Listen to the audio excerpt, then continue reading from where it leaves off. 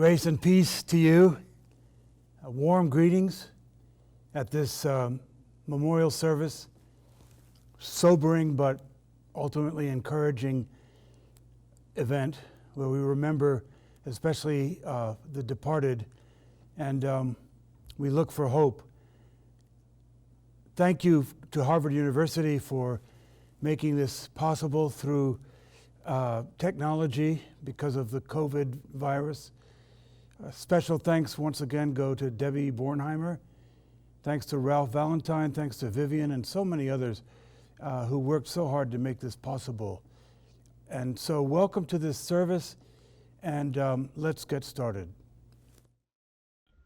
A reading, Harvard 55th Reunion Memorial Service. This reading about cultural pessimism is from Marilynne Robinson's collection of essays entitled The Giveness of Things.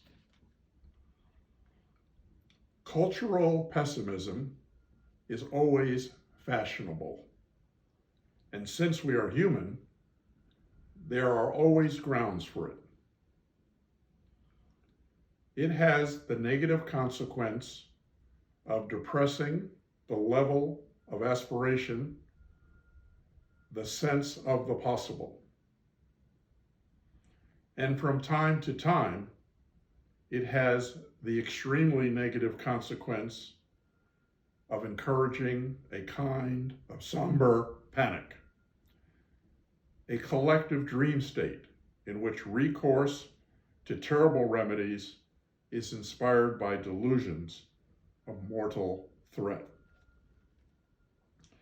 If there is anything in life of any culture or period that gives good grounds for alarm, it is the rise of cultural pessimism, whose major passion is bitter hostility towards many or most of the people within the very culture the pessimists always feel they are intent on rescuing.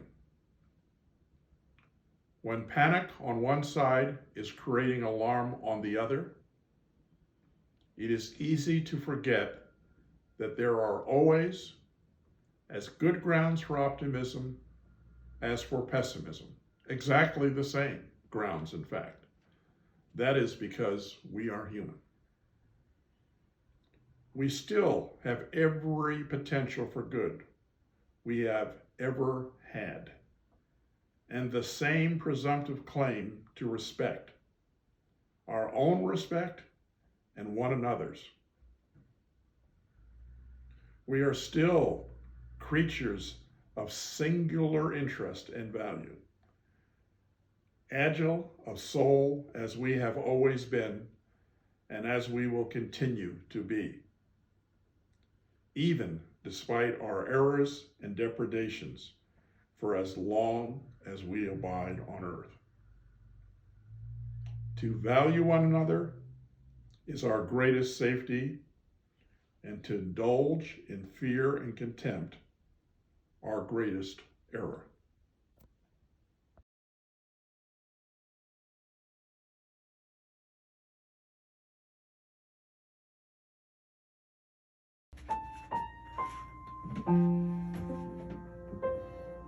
It is such a pleasure to be back with you as you celebrate your alumni weekend and you have the memorial service where you're honoring your classmates who passed on, which includes my Charlie Beard. I know it's exciting being back on the campus, seeing all your friends, reminiscing about all the stories, the experiences, the hopes, the dreams, knowing you were going to light the world on fire. Many of those who passed did, and many of you have as well. But there's still more time to do even more. And as we attend these events, we can't help but think about our own lives and our own legacy. So I chose this song today for a particular reason. I think it's appropriate. If I can help somebody as I pass along. If I can cheer somebody with a word or a song, if I can show somebody who's traveling wrong, then my living will not be in vain. If I can help somebody as I pass along, if I can cheer somebody with a word or a song, if I can show somebody who's traveling wrong, then my living shall not be in vain.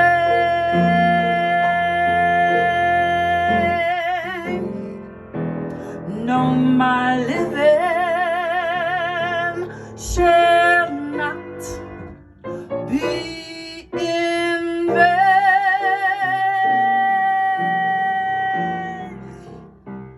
My living shall not be in vain. If I can help somebody as I pass along, then my living shall not be in vain. If we can do our duty as good people are, if we can bring back beauty to a world that's destroyed, if we can spread love's message as the Master taught, then our living shall not be in vain. No, our living shall not be in vain.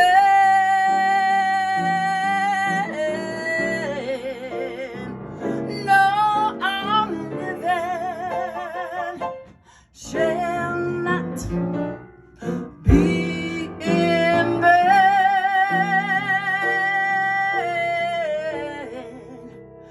If I can help somebody as I travel alone, then my living shall not be in vain.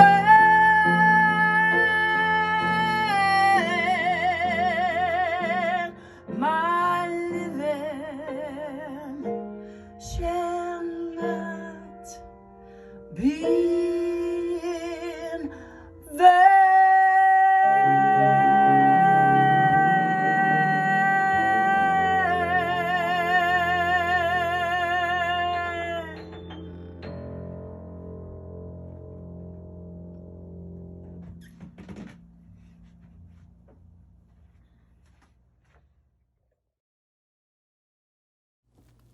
This has been, to say the least, a strange year.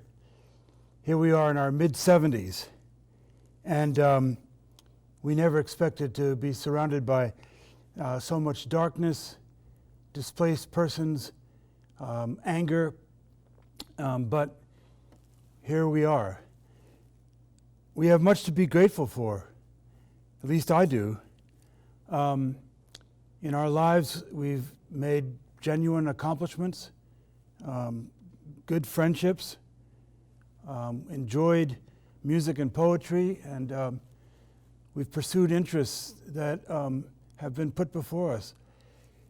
However, if we're honest, we also have certain regrets, at least I do.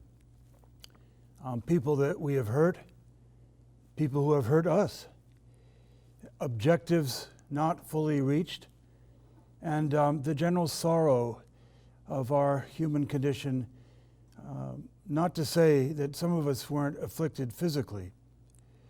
So we have this very mixed feeling. Is there any center? Is there any compass? Or to put it the way the French do, can we head north on a safe path? And of course, you won't be surprised to say that we can, and it is in the love of God. There's no better meditation on God's love than Psalm 121. It's both a traveler's song and a soldier's hymn. It begins with these well-known words, "I lift up my eyes to the hills. From whence does my help come? My help comes from the Lord who made heaven and earth." Now, there's no doubt that the hills that the poet saw were the hills of Jerusalem. May have been those lovely hills behind it, or the very one on which the city was built. And as they traveled, this is called a psalm of ascents, marching towards Jerusalem, they knew that they could meet God there because God had specially revealed himself in the temple. Now, we don't have time to go through the entire psalm. It's very beautiful, full of imagery about God's care. God never slumbers. He's our shade from the harshness of the sun and from every other harshness. Here's how the psalm ends. The Lord will keep you from all evil. He will keep your life. The Lord will keep your going out and your coming in from this time forth and forevermore. Now, I know this is hard to believe, especially in our days of anger and pandemic and getting older. How can we embrace this? How do we know that there is a God who is there, let alone one who watches over us? Well, Jerusalem is, of course, the place where Jesus was put to death, where he died for the sins of the whole world, and then was raised up for our justification. Put in the largest terms, it's the place where victory was assured, at least in an inaugural way, against every threat, against every evil, against all brokenness. Now, this is the interesting part. When Jesus was raised and he appeared for 40 days, he did not appear as a phantom. To put it with stark simplicity, God has wounds. Wound is from the Latin vulnus, vulnerable. God made himself vulnerable in his love. Unlike the Gnostic otherness of popular religion, God came down and shared our suffering. In a very thoughtful editorial, Peter Boehner asks, why does Jesus still have wounds? And he argues, that healing doesn't mean eradication, it means reconfiguring. One of my favorite artists, the abstract expressionist Makoto Fujimura, reflects on the marvelous Japanese tradition of kintsugi. Kintsugi is the art of repairing broken pottery with lacquer dusted with gold. A kintsugi master will take the broken work and create a restored piece that makes the broken part even more visually sophisticated. According to Fujimura, no two works done with such mastery will look the same or break the same way. It's built on the idea that in embracing flaws and imperfections, you can create a more beautiful and more valuable piece of art. Now, applying this concept to religion, Fujimura makes this point. It's in our brokenness that God's grace can shine through. As in the gold that fills fissures in kintsugi, Jesus came not to fix us, according to him, and not just to restore us, but to make us into something new. So this is our hope. Not that our scars will be erased, but they'll be reconfigured to bring healing and new life. Jesus once said, "In the world you have trouble, but fear not, I have overcome the world." And he overcame it at a great cost to himself. So God is our hope, he's our refuge. The love of God is our north. And so let's be encouraged with this assurance, despite the tumultuous times we live in. Let me close with these words from the powerful hymn by Georg Neumark. If thou but suffer God to guide thee, and hope in him through all thy ways, he'll give the strength, whatever betide thee, and bear thee through the evil days. Who trusts in God's unchanging love builds on the rock that naught can move. Amen, and God bless you. Good morning. We're absolutely delighted that you can join us for our traditional memorial service, the one we produce during every reunion. As we've done at past memorials, we'll read the names of all our deceased classmates. This will take about 10 minutes. F. John Adams, Jr., Mitchell L. Adams, David D. Alger, Diana W. Allen, William H. Allen, Jr., Gordon M. Alpert, Howard L. Alt, Jane F. Amsler, Carl W. Anderson, Edward W. Argy, Enid Asher Lang, Elias Etry, Joseph S.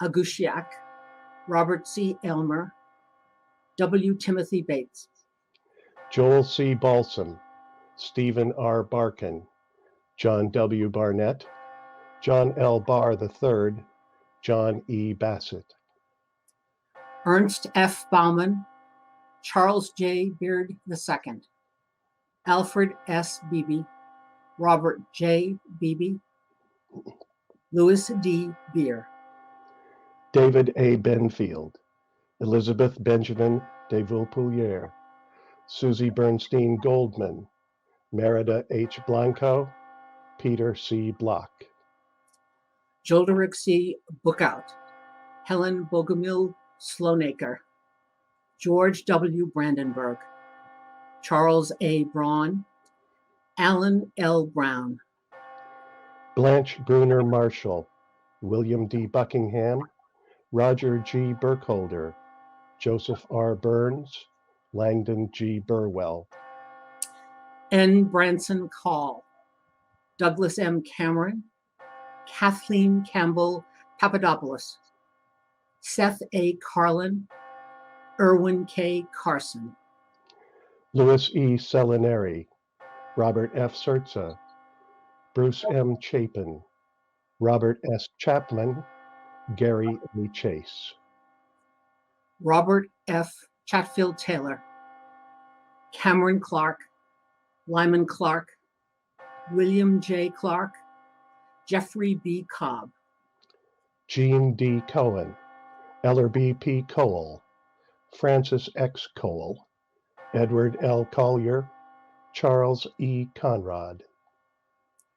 Peter W. Coogan, Hamilton F. Corbett II, Robert B. Cohen, Donald E. Crown, Thomas G. Curtin. Peter C. Davis, Jr., George M. C. Dole, Maria Christina Drew Schubert, M. Dickey Drysdale, Roger M. Dunwell. Bonnie Eaton Brown, Robert G. Egan II, Samuel E. Elmore III, Hugh L. Ellsbury Jr., Nancy D. Elson-Peter Conrad. Donald R. Epstein, David Esterly, Stephen F. Fields, Peter A. Fine, Michael A. Flaxman.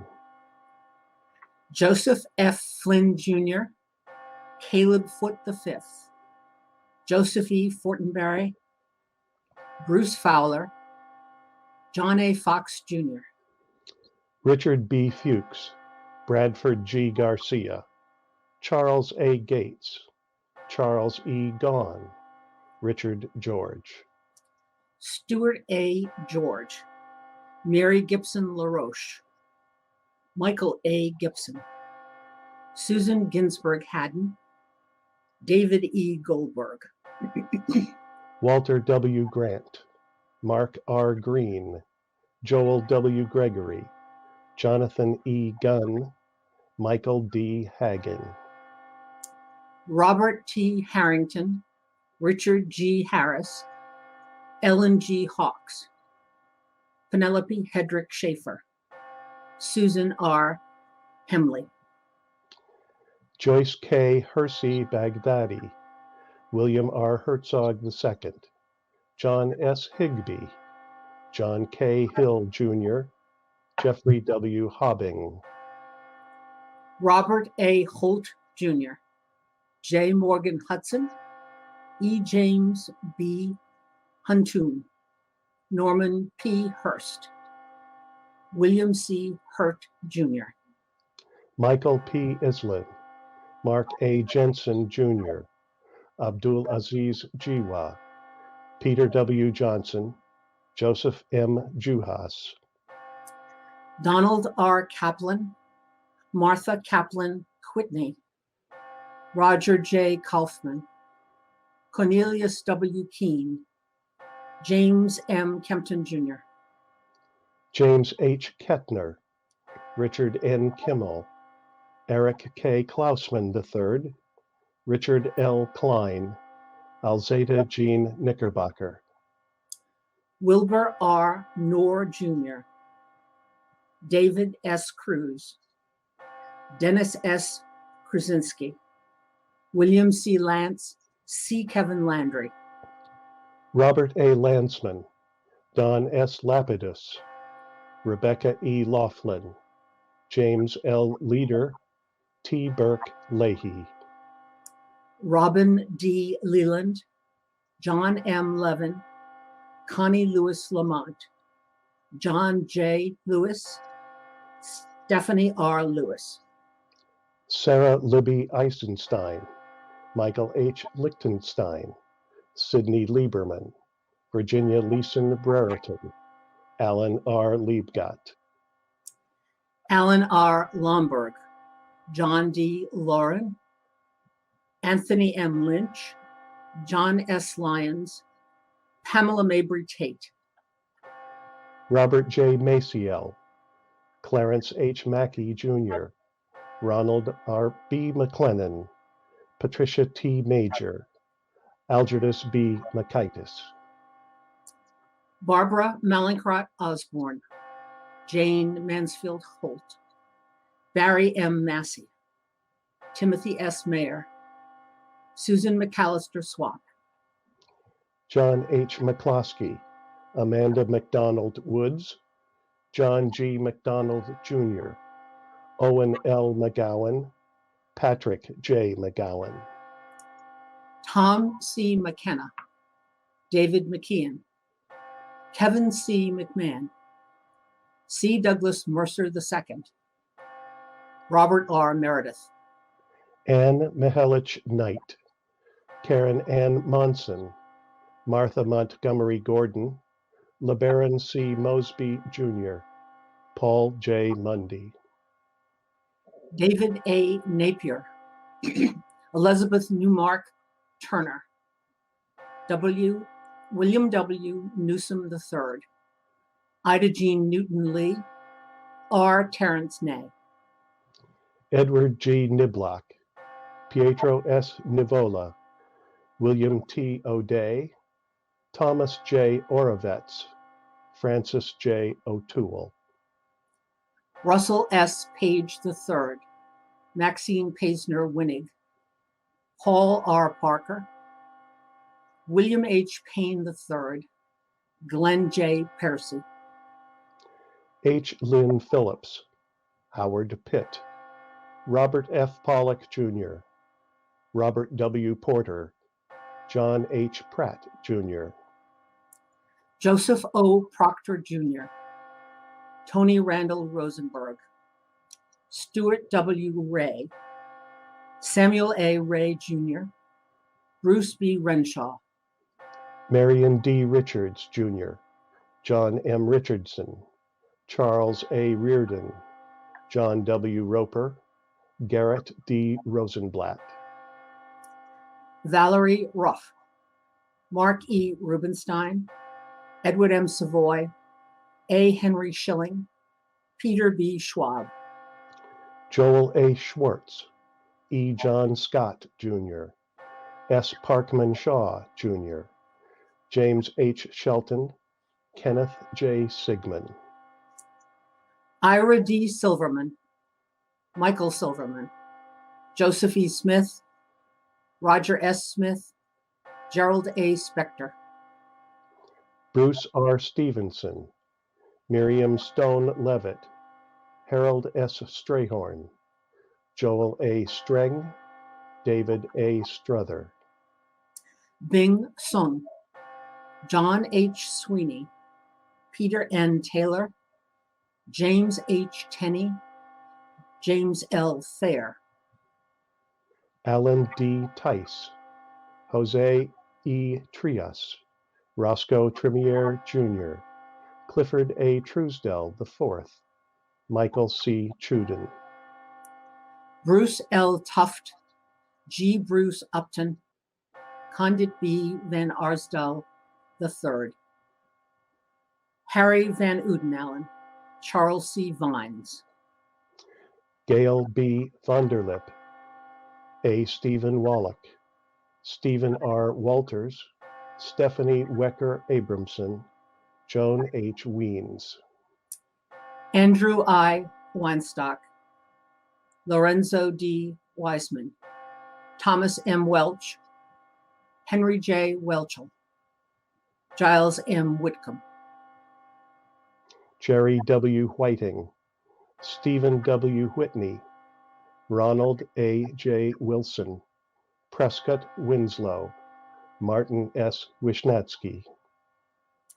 Randolph M. Wolfe, William Woodard III, John C. Youngs, Raphael W. Zahler, Michelle Zimbalist, Rosaldo, Craig S.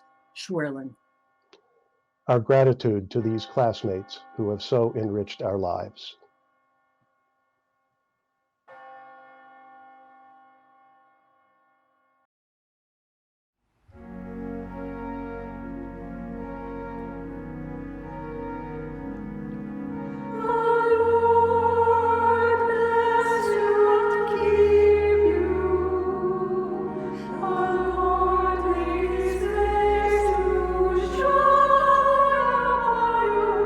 To shine upon